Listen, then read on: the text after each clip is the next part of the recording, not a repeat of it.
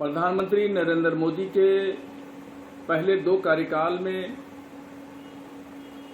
बहुत ज़्यादा हंगामा आराई नहीं हुई, मगर जो अब तीसरा कार्यकाल है मोदी जी का, उसमें ऐसे इश्यूज आए जो काफ़ी हंगामेदार रहे।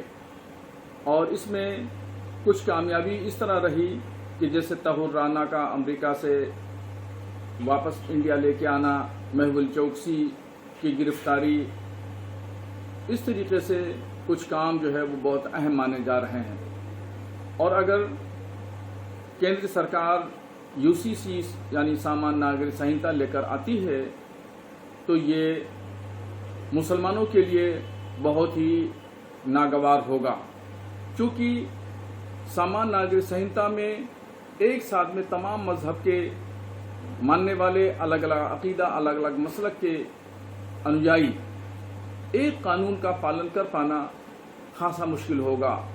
और सबसे अहम मसला मुसलमानों के लिए होगा कि बहुत सारे ऐसे मामलात हैं, शादी, ब्याह और दीगर मजहबी रसूमात हैं, उन पर हर्फ आएगा और उसमें मुदाखलत होगी।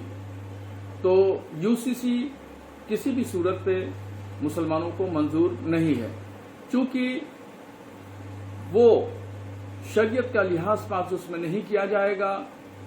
जैसा कि उत्तराखंड में यूसीसी आया, उसमें भी शरीयत का लिहाज पास नहीं किया गया है।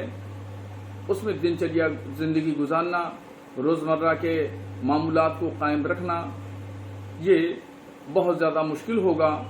और ये गोया कि ऐसा होगा कि मजहब में गवर्नमेंट की मुदाखलत समझी जाएगी।